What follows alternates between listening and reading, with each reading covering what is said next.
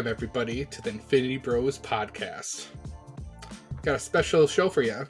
Got me, Infinity Bro Mark, with a special, super special guest. The one and only, the Christian nerd himself, Scott Higa. How you doing, Scott? I am very excited for, I think this is my third, perhaps fourth appearance on the Infinity Bros podcast. It's hard to remember. Because one time I was invited on, I think right as COVID was beginning way back in, we've been doing this together for a long time now. And then another time I was on, because when you guys streamed on Twitch, I would watch you all the time, and I redeemed like 100,000 bits to be on the show. That actually should be the name of your show, 100,000 bits, that nobody else gets because they're just bits contained in your group message. It is. You're right. Sometimes I feel like I'm on the outside looking in when I listen to your podcast, that there's something going on and I want to know. But though I do know one time, I think I received a screenshot from the safe space group message, and I think Isaac almost got kicked out. Oh yeah, probably. We have our bets go so deep, like they go back to college, which is now like 10 years ago for a lot of us. So yeah, it gets deep, and I know Max always hated that because it's like no one's going to understand that except for us. And it's like that's it's our podcast. That's fine. That's fine. Yeah, I've got a good friend. We've been friends since we were 12, and there's still just things that there's no reason we should laugh at them, but every time we see it, we do, just because that was funny to us when we were 19, and here we are 23 years later, still laughing at the same stupid joke that nobody else gets in the universe. But he and I think that's hilarious. A special bond, though. It really is. Yeah. It's a solid male friendship. That's what we're striving for here, Mark, because not too many men don't have enough quality relationships in their lives, and they suffer for it. Yeah, now you're absolutely right. All of a sudden, this podcast became, how do we make it okay for men to have other men friends and it not be weird? Not weird at all. I would love to be your man friend, Mark, but you live 2,000 miles away. I know. So far away. Though I really do think that if I ever want to meet all of you guys IRL, it really makes a lot of sense for me to come out there than to, have you guys keep coming out here one by one to California. I mean, California's a much better place to visit than. Well, and I have family that live in Dana Point, so. Oh, Mark, that is so close. I know.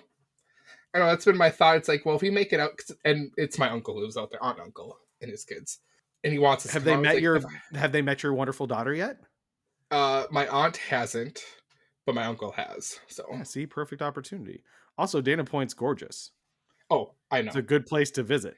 Oh, I know. They live in. They live in a nice place. Is it bougie?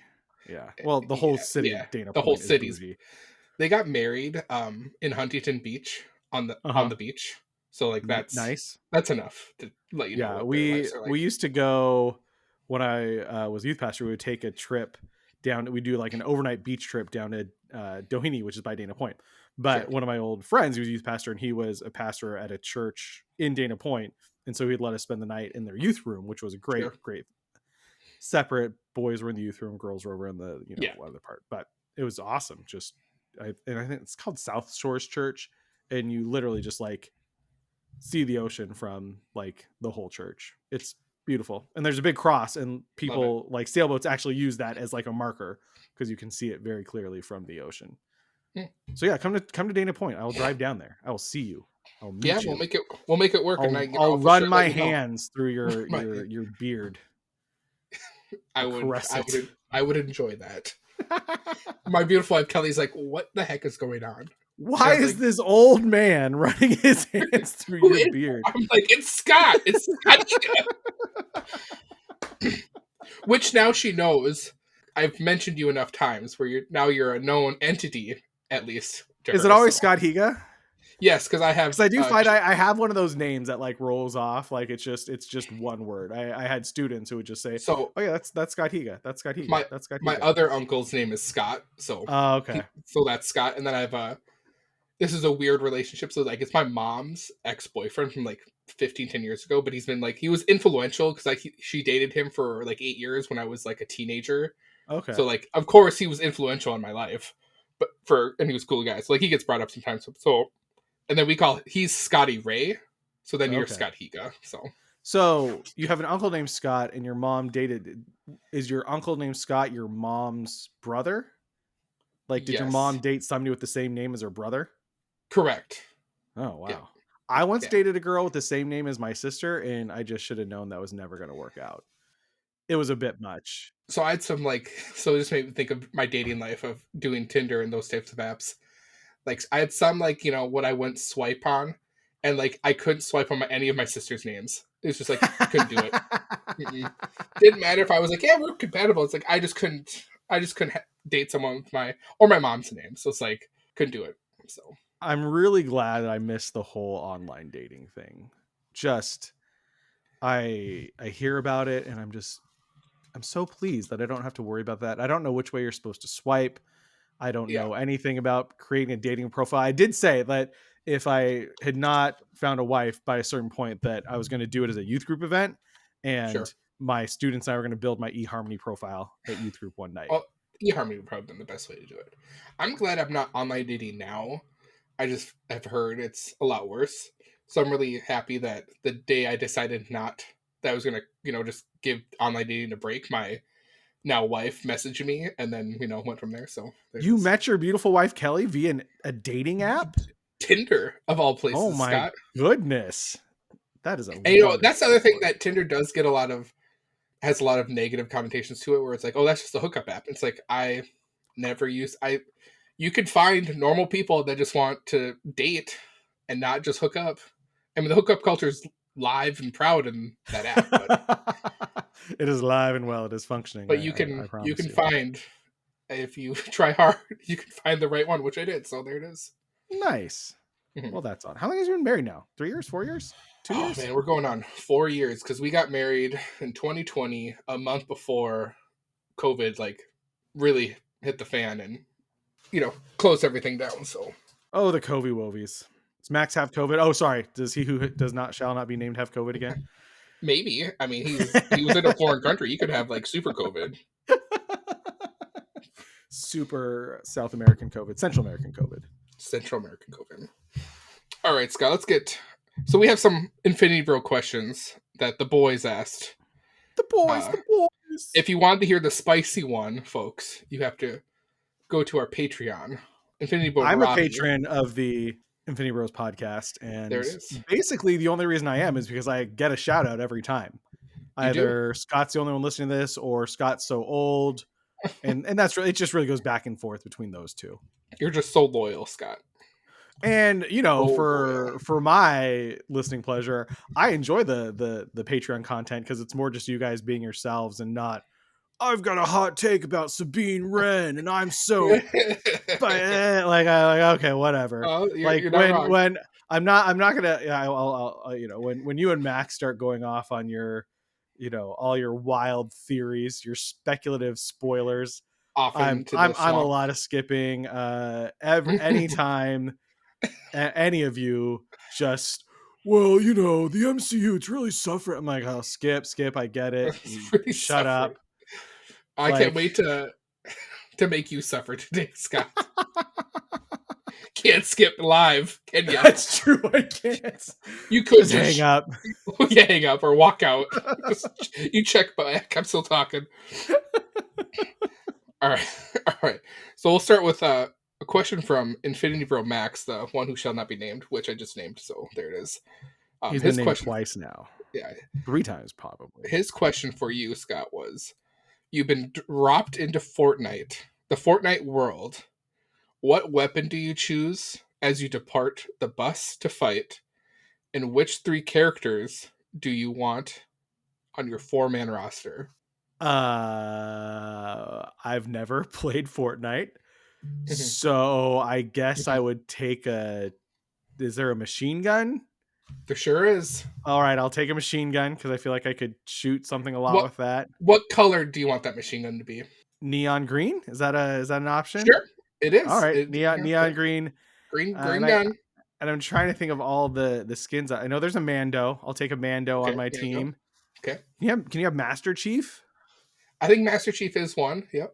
All right, I'll take a Master Chief. Are there any X-Men available to me? There is quite a few X-Men available. Is there not like Wolverine or Cyclops? Is there like a Storm or a Rogue? I believe there's both. I actually have the Rogue and Gambit skins, so. All right, I'll take me a Rogue. Okay. And then, is there a Ninja Turtle? Gosh, I don't think there are, but I'm sure that'll be next. Is there a Voltron? Nope. Is there a giant? Is there a giant robot I can have on there? my team? One of the. Is there the Iron Giant? No. Okay. Gosh, I'm trying to remember because I've been up and down with Fortnite over the past few years. I know Fortnite has their own like Gundam looking chicken robot thing. Okay. So I know that exists. Great. Okay. So I'll take Mando, giant chicken robot, Rogue from the X-Men. And then yourself. And then myself. There we go. Yeah. That's my team. Oh, no, Master Chief was in there too. I'll throw Master Chief out. So you'll be one of those skins. So that's what it is. I'll be the giant robot. What was funny, Max wrote that, and then Robbie replies, "No way, Scott knows any of that." Zero chance. So, 0 chance. Robbie was spot on. Love it. Thanks, Robbie. Thanks. I feel seen by you, Robbie. Good. All right. From Zane, he asks, if you were to ask an Infinity Bro a gauntlet question, who would you ask, and what would you ask them? I would ask Zane. Zane, if you were to ask an Infinity Bro a gauntlet question, who would you ask, and what would you ask them? So it's just that'd be my question for Zane. You're stuck in a what do they call it? Like a never-ending. Yeah, it's just a loop. That's my punishment for being a stupid question, Zane. Love it. Try harder next time. Like Zane consumes a lot of Mountain Dew, right? Is that his go-to? I think he's mostly Dew at this point. So, do you do the Dew, Zane? He does. I would imagine that will be his vows when he gets married. Do you do the Dew? And then she'll say, I do. And then they'll kiss and we'll all clap, we'll all cry, and we'll be happy. Maybe he who shall not be named will get to officiate that wedding ceremony. That would be just so good for the bit. So I hope it's gotten to a point now where I've not been in a wedding in a very long time, and I've just gotten to officiate weddings, and it's way better, way less work. You get paid for it. It's awesome. Yeah. And you get fed too, I'm assuming too. So. Right, yeah, you get to eat, you get to pray. Like it's like it's great. You can't have a few and go crazy on the dance floor though. That is the problem. You got to keep it buttoned up. Yeah, you got to keep it professional to a point. Drink from your Baptist flask so nobody knows what's going on. Oh my gosh, Baptist flask. This one's from Infinity Bro Isaac. You have to cast the Fantastic Four and 2 villains, only using the Infinity Bros. Oh, okay. So no Pedro Pascal. No. All right. As you, if you go back and listen to the Patreon exclusive portion, you'll know that my choice for Sue Storm, the Invisible Girl, is Jarrett, because he has the softest features. That is on point. Yep. I would say, you can be the Human Torch because you got that red-headed. You're already flamed on. Easy cast. Easy casting. I will say, let's make Isaac Mr. Fantastic. Why not? Just he'll feel good about himself. It's his question. Though Mr. Fantastic does have a real a-hole streak in him. So I don't know if Isaac has that. Does he? Have you ever seen Isaac mad or just a jerk? No. I haven't. Seems he's always pretty cool and down to earth, but that's what's scary about that, though, is never seeing him mad, so I don't want to be there for that. He's probably hiding something. Holly, if you need help, you let us know. We'll come help. Then let's see. I'll make Robbie the Thing. He can be that. And then for the villains, I'll make Max Galactus. Because with a mouth like that, he could eat a planet. Max has a very large head. Yep, and a good mouth. Very good. And Zane, I don't know any other. I guess the only other Fantastic Four villain I can think of is Doctor Doom. And I don't want to make Zane Doctor Doom. They have a crappy one, like a Mole Man or something. Mole Man's a Fantastic Four villain, isn't he? Sure. Can be. Mole Man. Zane's Mole Man. I feel like Fantastic Four, like any of like the X-Men villains could also be Fantastic Four villains, and same I feel like with Spider-Man, because they're all in New York, so it's like they could all intertwine if they needed to be. Yeah, and if the Mole Man is a supervillain appearing in American comic, yeah, there he is. So, but and you know the mutant haters will want to come and get old what's Reed Richards' son's name? Franklin. Yeah, they don't want to come get Franklin because he's a mutant. Mm-hmm. So that makes sense. Good call. Mm-hmm. So then we can make Max the Juggernaut. Okay. Put on the mask of Sirotak or whatever his name is and be possessed. Go crashing through a wall. Maybe Max would be the Kool-Aid guy. Oh yeah, break through a wall that way. Oh, I'm just imagining he's just a world where it's the Kool-Aid. He looks like the Kool-Aid Man, but has the powers of Juggernaut.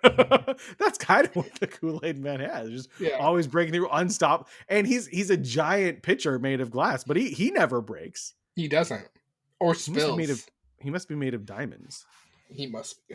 Has to be. Did you ever see the it was a very old bit on Family Guy where they were in jail and they're like, oh no, oh no, oh no. And Oh then yeah. Kool-Aid Man comes bursting through. Oh yeah. That is one of my earliest memories of out loud, uncontrollable laughing. Really? Scott. So, yeah. That it was a good joke. Because there's also a Dane Cook bit where he does a big Kool-Aid. I think I'm getting that right. He does a Kool-Aid bit where that also made me uncontrollably laugh. So, man, I don't Dane know about Cook. That guy had like just the peaks of peaks and then just nothing. Yeah, did he ever? So like total off topic. What was so like his brother like embezzled or like laundered a ton of his money and wealth, Really? and like basically his brother's in jail because his brother was like his manager and like took care of his finances. Huh. Like stole a bunch of his money. So I don't know if like that attributed to him kind of like focusing on that took him out of the spotlight, but yeah, now his brother I think is in jail. Total non sequitur. I love it. Love it. Yeah. But that's not what we're here. We're not here to talk about Dane Cook and reviving his career. We're here for... I don't want to revive Dane Cook's career. I'm okay with it being where it is. That's who the big drop is. Dane Cook will be Reed Richards. Dane Cook is going to be... No, it's going to be Pedro. Our no, boy. that's a total red herring, Scott. He's going to be Dr. Doom. Buckle up. They're telling us... You're telling us he's going to be... that he'd be a good Dr. Doom. And what I've also heard in rumors is Javier Bardem is going to be Galactus, which I'm all in on. He's great. Yeah. So I don't know. I saw that Harvey. I don't know where that came from, but the Pedro Pascal as Reed Richards came from Deadline, and like you guys are all super rumored out. I don't even really read anything unless it's in Deadline or the Hollywood Reporter or Variety. So if Deadline is saying that Pedro Pascal is going to be Reed Richards, I'm pretty certain Pedro Pascal is going to be Reed Richards. Gotta chase the dragon for those rumors, Scott. You get it. Yeah, that is... Mark, go get those rumor dragons.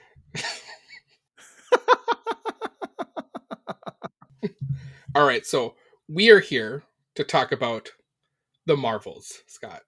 Movie that we dropped. are here to talk about the Marvels. We are. If you were watching our Zencast right now, you'd see me bobbling Captain Marvel. Captain Marvel. Captain Marvel. Right there. I'm wearing my custom Danvers sweatshirt. Look at that. Licensed, unlicensed? Unlicensed. Well, so I was watching a video and Brie Larson was wearing a sweatshirt that looked like this. And so I sent a screenshot of it to my friend Steph, who does cricket stuff. I said, hey, can you make me one of those? And she said, yeah, just buy me the sweatshirt. So I sent her the sweatshirt and she made it. Awesome. And then the screening was crooked. So then she made me another one. So actually I have two. I think this is the crooked one. But totally custom Danvers sweatshirt. That's true fan. We had to bring on a true fan for this episode, Scott. So good that we got you, because he shall not be named couldn't or wouldn't be on this episode. Has he seen it yet? Yes, I believe he has. He got back. Did he like it? Okay, that's what I got from it. Because I was really hoping it would be us three, but he's super busy this week. So he is. He's important now. He is. He's literally doing the Lord's work. He actually is. That's why I said literally. Like I meant it. Like an adult. I wanted to double down on that. Like an adult. There it is. When did you see this movie? Did you see it on Thursday, Friday? I saw it on Thursday night at 7:15.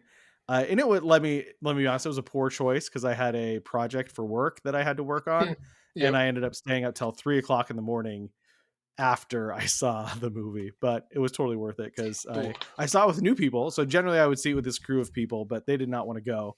So I bought 4 tickets when they first went on sale. So I saw it with my sister and my 12-year-old niece and my 10-year-old niece, and so it was a lot of Nice. fun watching it with them. Did they enjoy it? That sounds. They loved it, and so I think that's, we'll probably get Mhm. into talking about it, but like none of us were like, oh, I'm gonna go be Supergirl. Like, I go to the movies, as I've said many times, I go to the movies to have a good time. There was zero chance that I was not going to like this movie. One, because I'm a mark for the MCU, and Yep. two, Carol Danvers is probably my second favorite superhero of all time. So it had a lot going for me, and yeah, I loved it. Oh, good. Yeah, I went Friday with my beautiful wife Kelly. We both had the day off for Memorial Day, or not Memorial Day, Veterans Day. Veterans Day. Yeah, both our jobs gave us the day before off. So we're up in Fargo, North Dakota. Went to a matinee, saw it. It was great. Like I told her before going in, my beautiful wife Kelly, I was like, I watched the trailer and I was like, this is gonna be fun. I'm gonna go in with the mindset that I'm just gonna have fun, not have any expectations, and I think that was the right mindset to go in Yeah. to, because I enjoyed it very much. We need some hot takes. No, it sucks and you're stupid. Yeah, Ah. I think if people are coming here to hear hot takes that are negative towards the Marvel, you came to the wrong This is the wrong podcast. episode. Go Yeah, back and listen to any other episode where Zane's not here. any of the bros will be talking about something that has nothing to do with Marvel, and Yep, then the MCU just catches a bunch of strays. yep, Literally every literally. episode. Oh, I was thinking about the theory of relativity. Yeah, that sucks like the MCU's phase 5. Yeah, it's just trash. I don't get it, man. What's Kevin Feige doing? Let's have Dave Filoni come make everything. I like his neck beard and his cowboy hat. He knows what he's doing. Yeah, It's Dave Filoni knows what he's doing. Not other than writing a script and directing. Dave Filoni knows what he's doing. Yeah, he Sorry. knows everything, top to bottom. You know what he's So really good at? Casting. Just kidding. He is. sucks at that. He's not. Actually, There it is. I'm disagreeing with you. Don't want to get mad. John Favreau is probably the really bad one at casting because he's the one who's, I think, most I don't know. responsible for Are you talking? the casting in Star Wars. Oh, gotcha. I was like, he gets high praise for casting. He No, flops for RDJ. Save the day. All right, so here on the Infinity Bros podcast, we rate things out of 6. I'm doing the plug. So, Isaac, you don't need to do the plug. Everything's out of 6. We determined it when we started. It's for the 6 Infinity Stones. That's why we're weird and crazy. If you didn't know that, Scott. That's why. Decimals. And decimals. That's something we threw in later, just not because it was fair. And then we heard from people that listened that didn't like it. So then we added more decimals. So that's that's my claim to fame on the Infinity Bros podcast. Anytime there's anything past the 100th spot, it's because of me. Yes, that's 100% correct. Also, from here on forward is spoiler. I'm just telling you that now. It's gonna get spoilery. This is your spoiler warning. This is Prepare yourself. an Infinity Bros Prepare yourself. spoiler warning. All right, what about the Marvels, Mark? No, I'm just, man, you caught me off guard with that. I don't get caught off guard often, Scott, so congratulations. I'm glad I could do it. Give Scott's house 50 points, Isaac. I almost asked you what house you'd be in, but we don't need to get that far off track. It's Slytherin. We all know this. Yes. I took the test, the official test. Slytherin it was. I took the test, and all I do is make sure I wasn't in Hufflepuff. Where you're destined to be. Yeah. All right, so this quick summary of this movie would be Carol Danvers gets her powers entangled with Kamala Khan, Monica Rambeau, and then forces them to work together to save the universe. I think that's pretty spot on what basically happens if you have to do it in one paragraph. That was a great summation of the movie. I do what I can with the internet that I find. Entangled powers save the universe from an enraged former Kree soldier. So I think, what was it? The film starts off, we're, I think, looking at the Kree ships or the fleet of ships or whatever, like kind of coming through the broken jump point. Well, what we learned to be the broken jump point later on. Yes. And they go to a moon and she finds a bangle. Which she does, which I was thinking she was going to find like a whole suit. I wasn't prepared. I didn't think it was going to be the bangle, which makes more sense now. Mm-hmm. What was her name was Darben. Darben. Yep, and she found a quantum band that Quantum looks band. eerily similar to the band that Kamala Khan had found in the Disney Plus series Miss Marvel. And that was another thing, Scott. How do you think they handled? Because I thought they handled this well with the whole, hey, you didn't watch WandaVision, you didn't watch Miss Marvel on Disney Plus. I Yeah, feel like they caught it. They did some like really good. Just here's how she got her powers. Here's how she got her powers, and yeah, that they makes did a pretty sense. good job. It's hard to say because I watched WandaVision, I watched Miss Marvel, I so know I'm all up to date. But yeah, no, I think they did a pretty good job. I could ask my sister, or my niece. they cliff notes their journey. So I hopefully did a good job because that's what they got to juggle with. Or does Marvel just anticipate? Hey, if you're coming to the show at this point, you've watched the shows on Disney Plus. Yeah, I don't know. And so I mean, they are moving. They announced, I think recently, they're doing the Marvel Spotlight, which will Sure. be a banner underneath Marvel Studios. So it'll say, hey, this has nothing to do with the larger MCU as a whole, so you can just watch this and not be too worried. I think the first one's going to be Echo, which will be good, and I think then Wonder Man is going to be under that as well. So I think that'll help people differentiate what do you really need to watch versus what you don't need to watch. So they're saying like the Echo will happen in the universe, but you don't need to watch anything else to like understand what's going on. Yeah, just watch Echo, you'll be good. Just watch Wonder Man, you'll be good. So I think that's a good way to go. I think Marvel's doing a good job. I think they've realized, one, we made way too much content way quickly and the quality of it suffered. And Yep. so I think they're trying to rein things back in and over, especially with their TV stuff, having actual showrunners Sure. who are in charge of the show from beginning to end, I think will be very helpful too. I think they will. I still think we're going to see some good stuff coming out of Marvel moving forward. And before we go any further, Scott, what was your rating of this? That's what I should ask before we went in.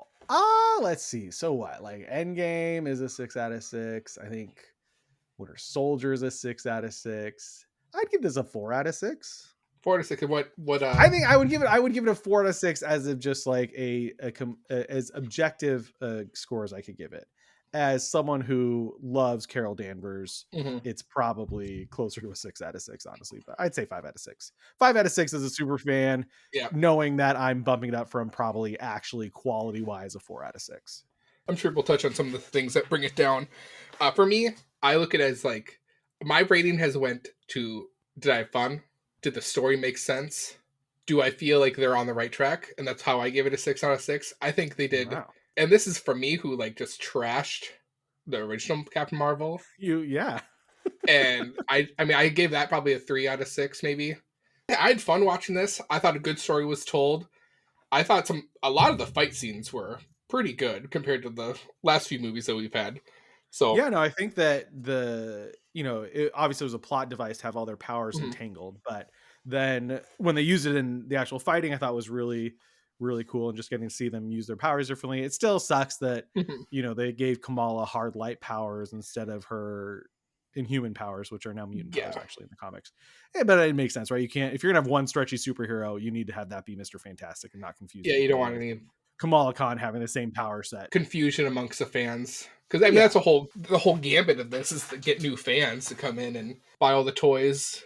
Yeah, and that's the only knock I have against Kamala Khan, because I think as much as I love Carol Danvers and I like Brie Larson, freaking Iman Vellani is unbelievable as Kamala Khan. Just I'm one of the right best there casting in the MCU. She's unbelievable. She has the same attitude and excitement, and like I think all of her genuine excitement comes through in the movie. How she's so excited to be in a Marvel movie, which translates perfectly as her character being, I'm so excited to be fighting with Carol Danvers, right? Just it's all seems so genuine.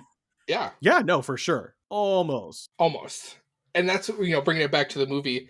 I mean, that's okay. So we get to the point where we got a glimpse of where everyone's at. Like Carol's in space, Monica Rambeau's also in space, but like right above Earth. And then, Kamala Khan's in Jersey City, just hanging out in a room, daydreaming about being in an adventure with Captain Marvel, which I love that like art sequence of it. Yeah, that was great. So heartwarming.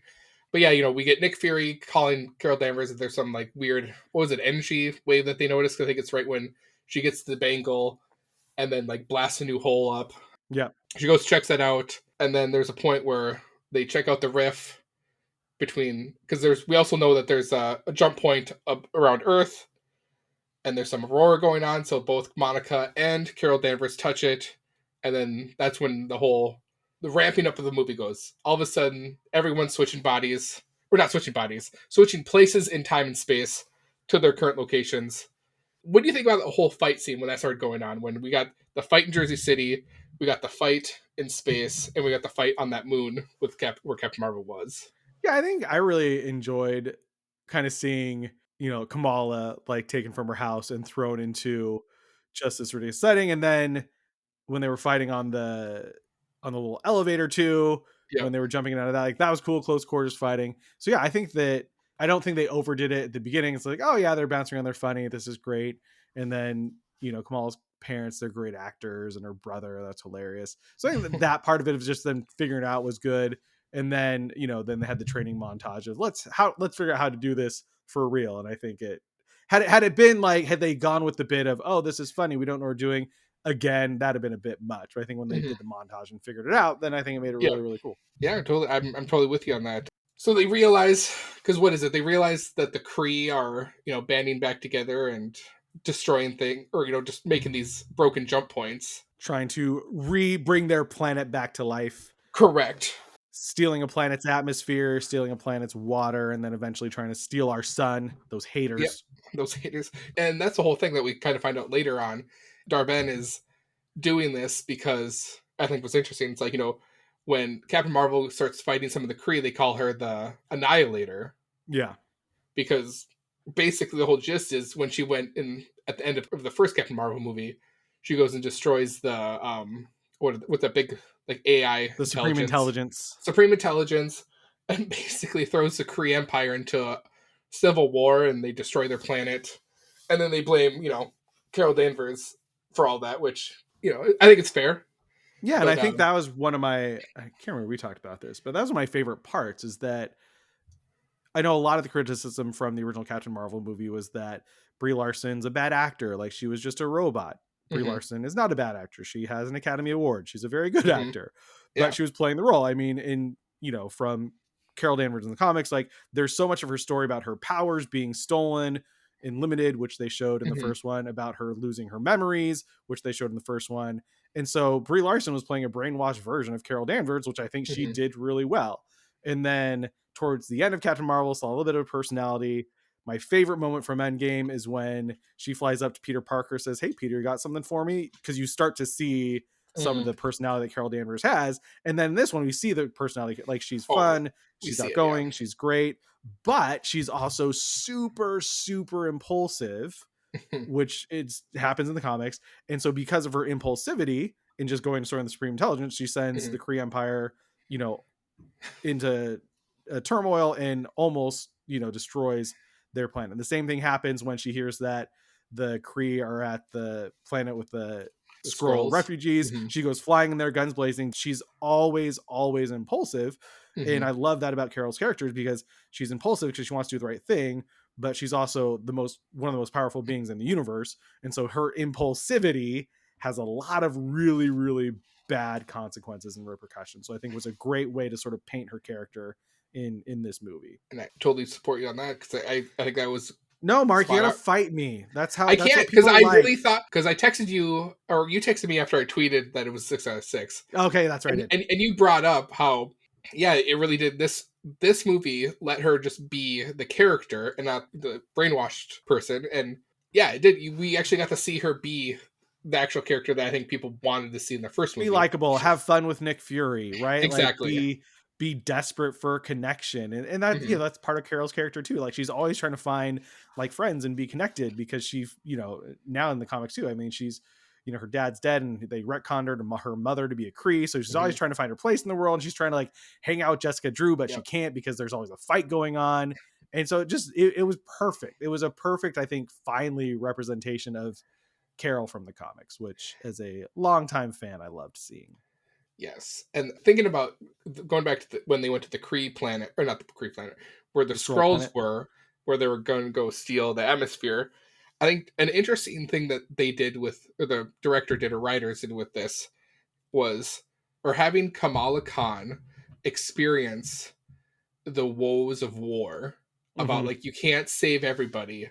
Yeah. Like, clearly, I'm surprised they didn't dive more into that, like, or maybe they will in the future. or she's just too happy of a person to dwell on that. But like to like Mhm. basically witness people she couldn't save die was I thought that was pretty heavy for this movie. Yeah, And then another heavy thing is kind of the whole experience between Monica and Carol about how definitely. Monica felt that Carol Danvers abandoned her. Yeah. And then we kind, and the whole, then we come full circle where it's like, Carol also felt what she did to the Kree, she had to fix, Hmm. but then couldn't. So it's like, this whole this, back and forth of doing the right thing. But what were your thoughts on that? No, I thought that was great. So with Kamala, I think, at this point, she fought some people in Pakistan and used her fist to punch somebody in New Jersey. So like her hero Mhm. experience has been pretty limited. And Yeah. for her, it's still like she's still writing comic books and like this is great. We'll be twinsies, like besties. So she has this idealized version of what it means to be a hero. And then there's that moment, yeah, where they can't save. We have to save the ones that we can. And I think it was great where it came back at the end when Kamala, hit the jump gate so they could escape with the bangle, even though Carol thought she could save the day. And she's same Yeah. thing. Like I had to make the tough decision just like you did. So I think it was a good growing edge Mhm. for Kamala, and you see that a lot. I think in her character in the comics too, when she, goes from like what am I doing to leading the who did she lead the Defenders. I think you Mhm. see a lot of that in her character development. So that was great. And then yeah, all this stuff with Monica, kind of how when they were all sort of talking, and Carol was like, "Oh, is that Monica?" And she's all excited, but Monica's super wary because she's not ready to Mhm. have that conversation. And right now, like we see all these movies together, like, oh yeah, big deal, whatever. But it's been 30 years since Monica had seen Carol, and then Carol also reminds Monica of her mom's death, Mhm. and then that moment right where they're doing the flashbacks, Oh yeah, and when they're trying to find and the star Carol system. lied, she did Yep. return to Earth to Mhm. see Maria before she passed away. So that was all I mean, just I think again going back to Carol's character, which I think we see a lot more developed. It's just that man, like yeah, she felt guilty. And Mhm. with this little girl who idolized me the last time I saw her, if she knew what I did, would she still Mhm. idolize me? And that's a real human feeling. Like, Yeah. we've Oh. been getting in fights with my daughter and she's 7, right? It's like, oh shoot, like what's she gonna think? Like I like when she wakes up tomorrow morning, is she gonna be like, "Oh, Dad, you were mad at me?" It's like, well, yeah, you weren't doing what I told you to do. But like Yeah. we feel that way. Like we have these young people in our lives, our kids who idolize Mhm. us and want what's best for us. But man, like, what if I ever did something to let her down? Like, I might be tempted to hide out Mhm. in outer space. I mean, I can't because I'm not, I'm not You're not Captain Jeff Marvel yet. Bezos.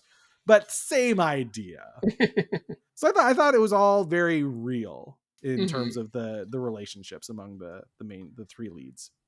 And I think that's what to me made the movie kind of like it felt like well written to me, just like going to those aspects of like realism in a sense to like you can actually have those type of relationships in the real world. And I think that's always what kind of for me makes a movie good when you can still have your crazy, they're fighting in space and then have, real world emotions going on. So Yeah, I think they nailed the relational dynamics among Kamala and Carol and mhm. Monica. And that was okay. So they get some of the scrolls in their ship, Carol's ship, and then we get this is another thing I thought was to me it's like moments like this I'm like, okay, what's their plan with this?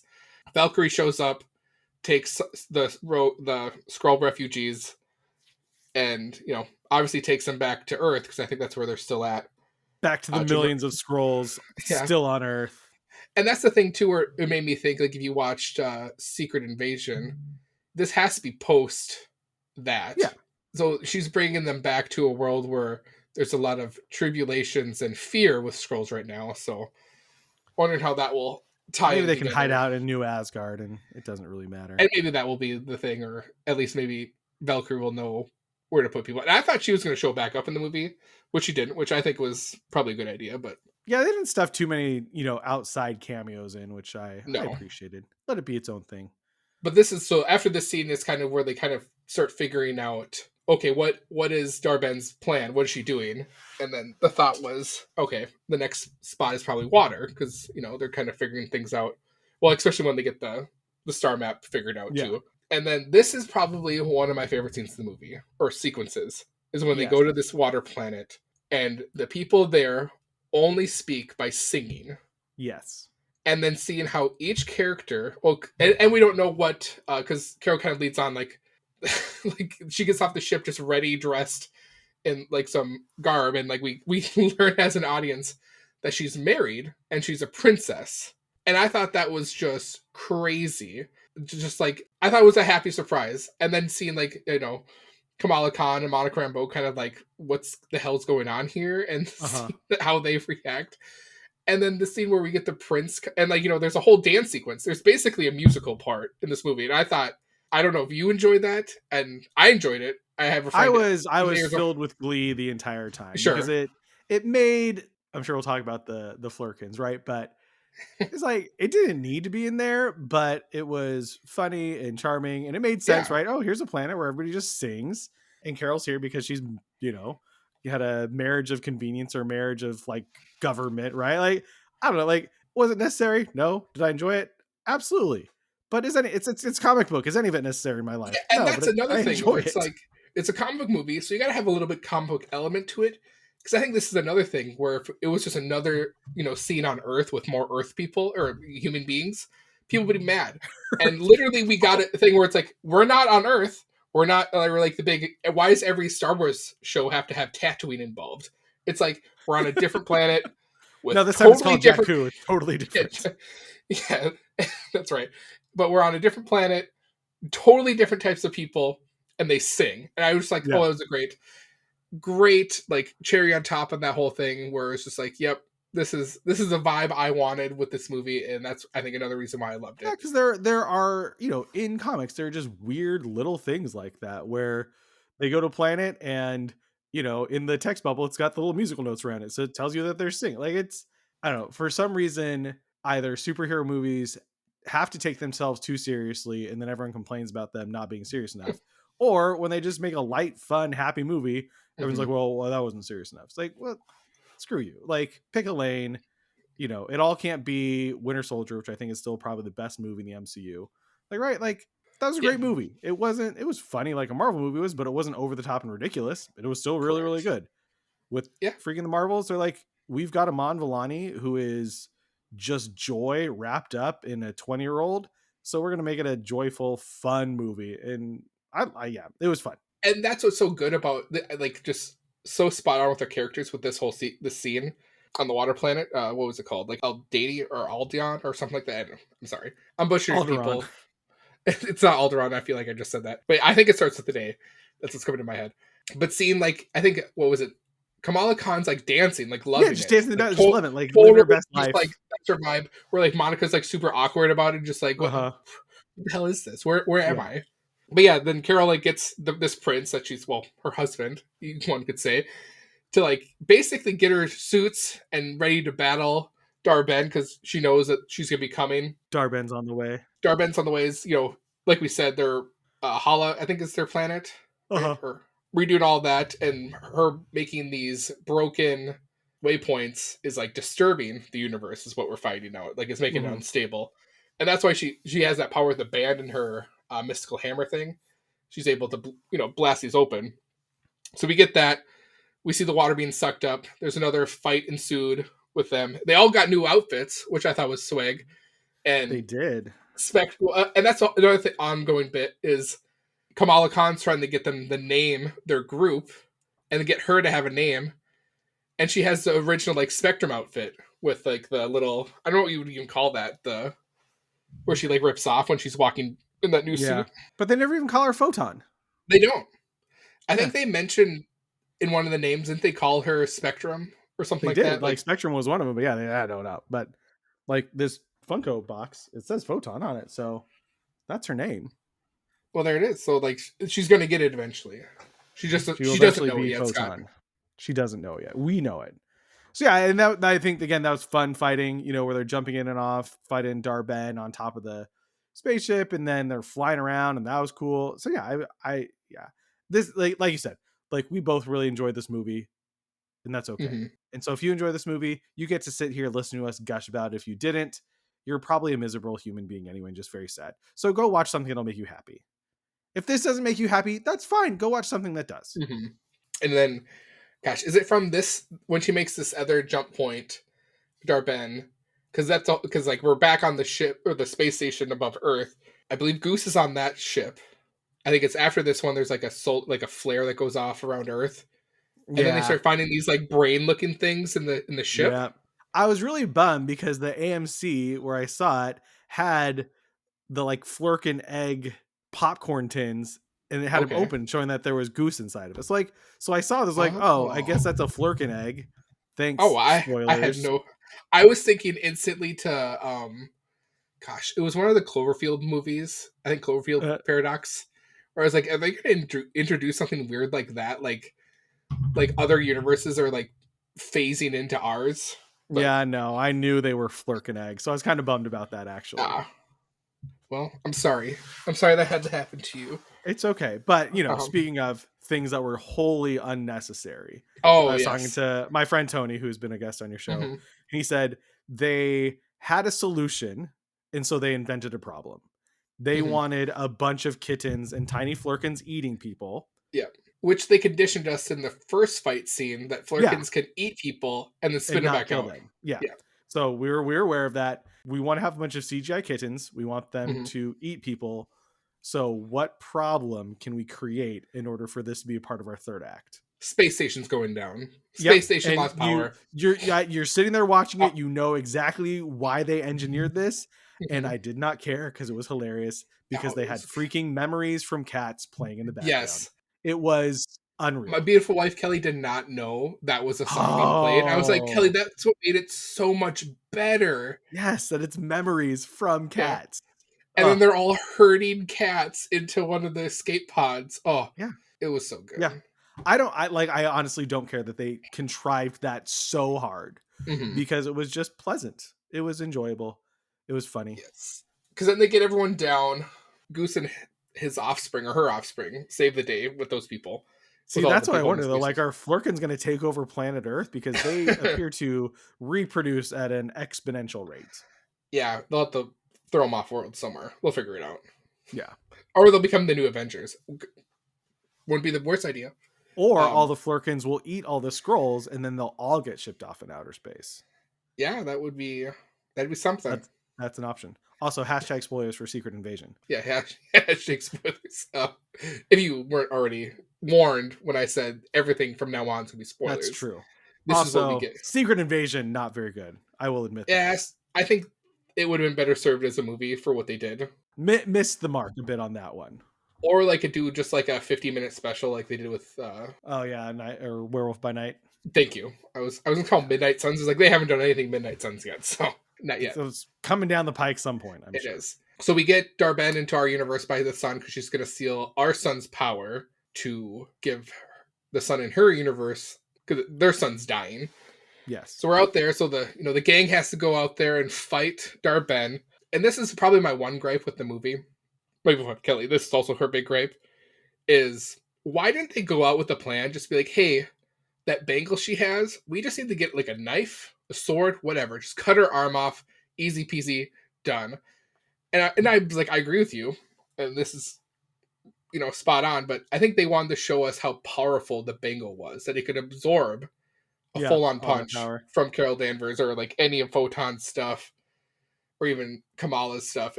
I think that's what they really wanted to prove. Even though, it would be super easy if Carol's like, you know what, I'm just gonna take this knife or the sword, chop her arm off. Yeah, and then it would be fun. That's the whole movie element. It's like that'd just be too easy, and then people would be pissed and not be able to armchair quarterback about it later. So, and I did like when they came up with the idea that Carol's powerful enough to restart their sun, which I think was cool.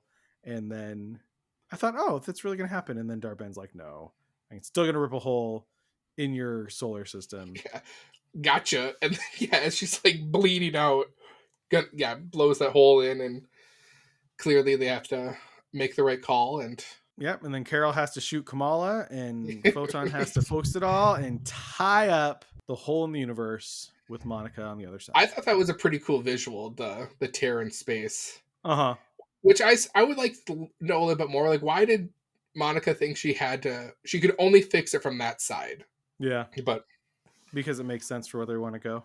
yeah, it does. I mean, obviously, it's all moving the plot forward. So This whole podcast has just been us getting to the mid-credit scene. Like that's all it I'm is. waiting to I know. talk I've about. just been like, that was my first. I was like, Mark, you can't talk about the mid credit scene until we get through the movie. And we're almost there. We have Almost there. the last little scene Yeah, where we go the to an heartwarming apartment scene. and we see Pizza, Lucky the Yeah. pizza dog.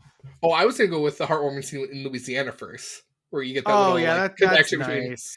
Well, but yes, going back to the actual act scene where clearly Kamala Khan is recruiting the Young Avengers and has already talked to a few people, but this one's with Kate Bishop. She hasn't. She's the first one she's talked to. She's No, like, but I didn't she hear say Black she Widow put some? has it. No, she's like, I hear Black Widow has a sister. Like that's what she said. Like, Did she say that, and then also that Ant-Man has a daughter? yeah, he's like, yeah, I hear that. Or maybe I yeah, thought she I hear said Ant-Man has a daughter. didn't she say that she put out some feelers? So that's She what made did. me think that Okay, she's maybe. contacted a few people.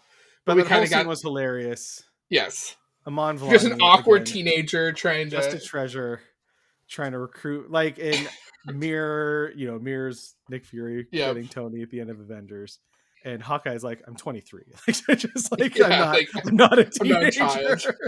Do you think that's what we're gonna get? Are we gonna get like a Young Avengers, or will it morph into like a West Coast Avengers? Because where this is different, they're not gonna have the money that like backing them. It's just gonna be all these young kids. So Yeah, probably a Young Avengers, or yeah, I would say Young Avengers. Maybe a TV series. Maybe that's season 2 of Miss Marvel. that'd be a better. Could only go up from there if that's what they did for season 2 for Miss Marvel. Yeah, I'd be all in. Yeah. Okay, great. Now, okay. Now the meat. After you've been with us for like an hour, here we are ready to so talk about the mid I'm credit scene. sitting in the theater. I told my niece before the movie started, "Look, Naomi, there might be a point where I scream and I grab your shoulder. Like I don't know what's gonna be, but that might happen." Okay, so you had no idea going in what might happen. Okay, me too. Zero. So Sitting there, you know me. I watch one trailer and that's it. So I'm sitting there, and obviously Monica's still alive. I didn't see any X's or anything in the background like people said that they saw. I didn't either. I saw somebody walk in front of the camera, and then I heard Kelsey Grammer's voice. And I don't know what I said, but I made some sort of exclamation very loudly in the theater, just hearing Kelsey Grammer's voice, because it's so distinctive. And then I was shaking my niece. And I did. So I grabbed my wife's leg. So she has no. Cause I don't think she would watch the X-Men together. And I heard his voice. I'm like, it's only one person. They didn't just recast him. And that was my thought. It's like they're in a different universe. It's gonna be Beast. And to my surprise, because do we see Beast first, or do we see Binary first? We see Beast first. Okay, because we see him, and it's like not just the Beast that we saw in 2 and 3 of X-Men. It's like big, like what Beast should look like. Like, yeah, loved it.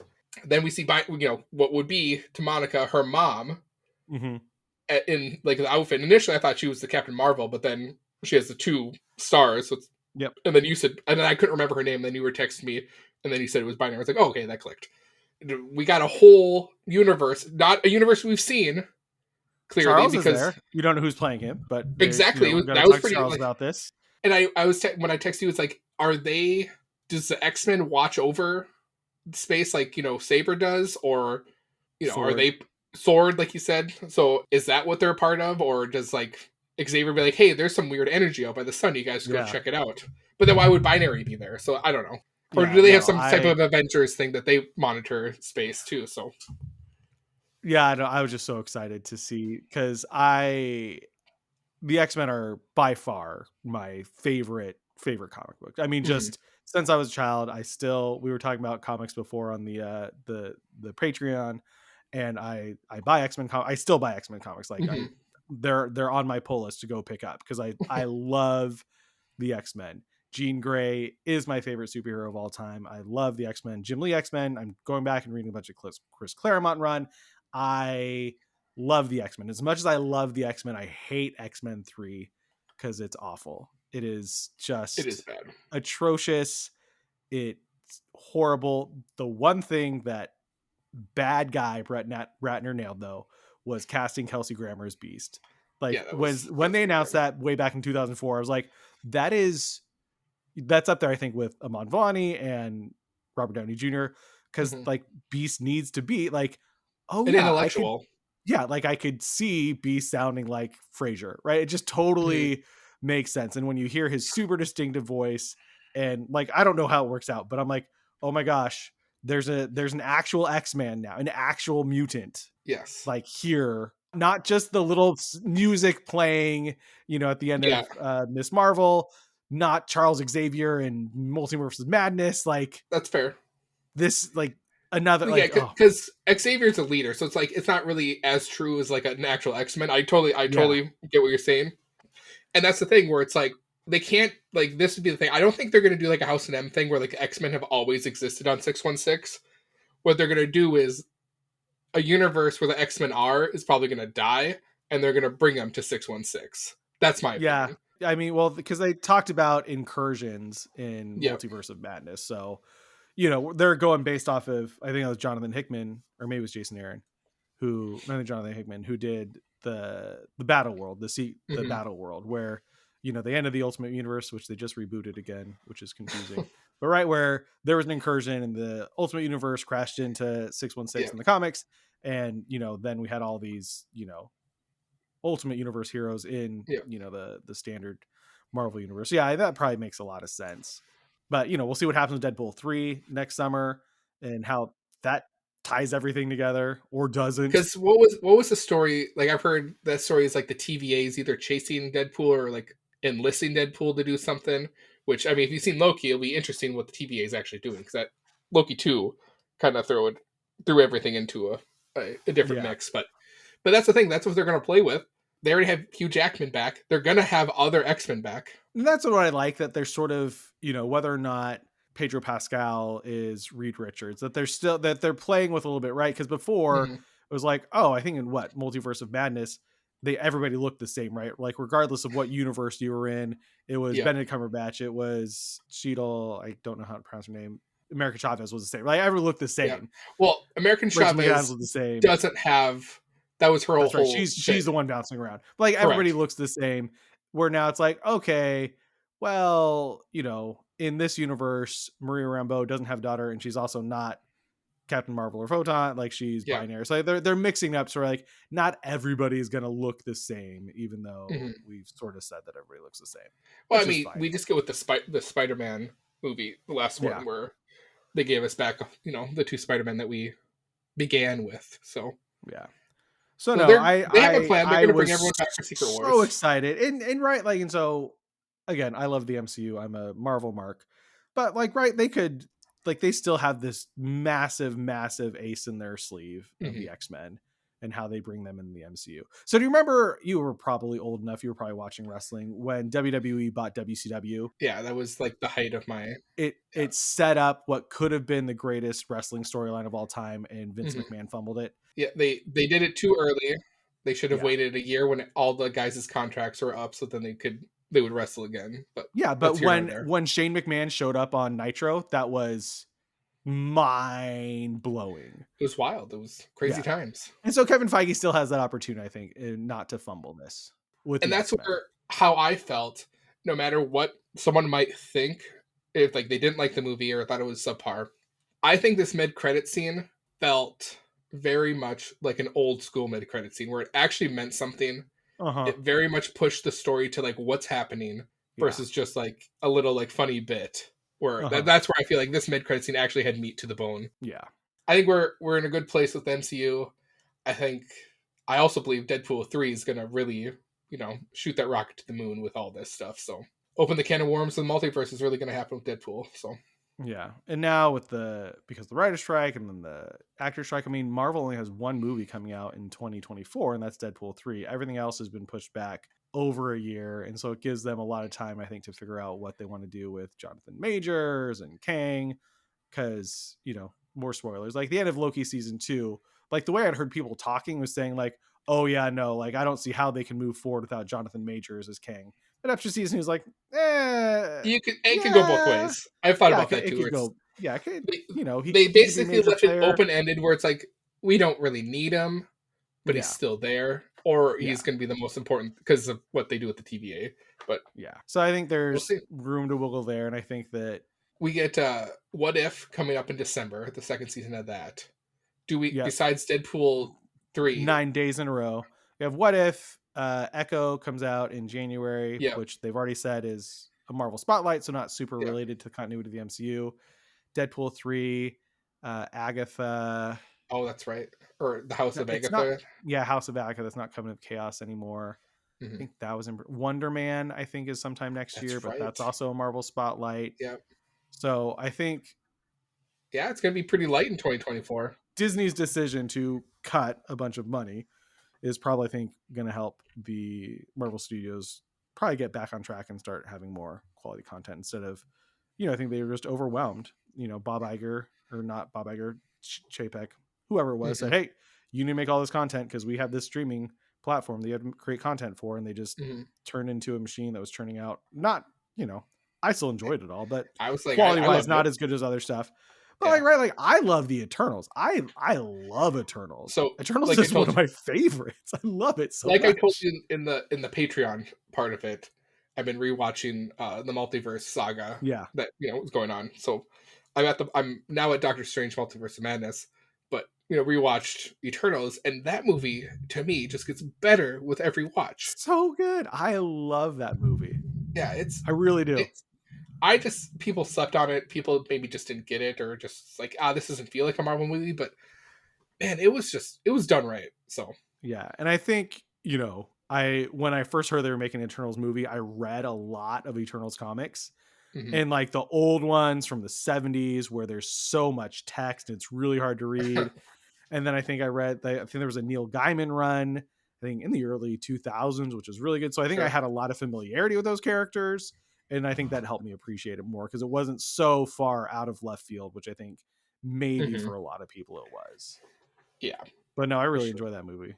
And it's gorgeous. It's beautiful. It is. It's a beautiful shot movie. Also filled with beautiful people. It is. It is filled with beautiful people. And we are beautiful people, Scott. And I'm going to thank you for joining us today on the Infinity Bros podcast. You are welcome. Thank you for the invite. I'm glad I could come on and not literally gush, but gush about literally one of my favorite characters, Carol Danvers. And that's why I wanted to put you on the pedestal to gush all you wanted. Where can the people who are listening to this podcast find you, Scott? Well, you can... You give your home address. You can go to 103. You can find me on Twitter at Scott Higa. I don't tweet that often. Go to Instagram at Scott Higa. I post more there. But I do have a podcast called the Christianer Podcast. I have not released a new episode in about a month because I started a new job about a month ago. So or you can go to thechristianer.com, which is my website, and there's lots of podcasts to listen to. There's lots of blog posts. If you're like, what was Scott thinking about nerdy stuff in 2013? Well, there's a post there for you to read. But my hope would be that as I figure out my work rhythms, I'll get back to some sort of regular podcasting schedule because I enjoy it. And it's fun to talk into a microphone and think that somebody out there might be listening. And Scott, you also have a Patreon as well. I do have a Patreon, which has, again, been lacking in content, but you'll get there. I'm going to figure it out. So, but with my, you'll pull your bootstraps up. I will, but with my Patreon, I don't charge people unless I create content. So it's not like a monthly thing. So you only get charged as a patron. Some of us are scumbags and some of us are when I actually create nice people content. like Scott Higa. Yeah. So yeah, but so that's where christianer.com. Awesome. Well, everybody, thanks for listening. You can find us pretty much on any social media platform of the Infinity Bros. TikTok, Twitter, Facebook. Watch Robbie make videos about magic. Twitch, watch Discord. Isaac talk about Nick Cage. That's all we got going on right now. It is, and a lot of magic stuff happening. That's been the big thing for us. So if you're into magic, Robbie and Jared just are all in on that stuff. I know a big thing for me. I'm gonna do some more pack opening. I got a better setup going on, and free in the life of work life balance. So we'll see some stuff coming down the pike. Infinity Bros looking bright coming up. So buckle up, everybody. We love you 3000, and like always, have a great day. Bye. Thanks for tuning in to the Infinity Bros podcast. You can find the Infinity Bros on Facebook, Instagram, Twitter, TikTok, Twitch, and YouTube at The Infinity Bros. You can also check out our website at theinfinitybros.com for links, reviews, and sweet merch. Feel free to send listener feedback via social media or email at infinitybrospodcast@gmail.com.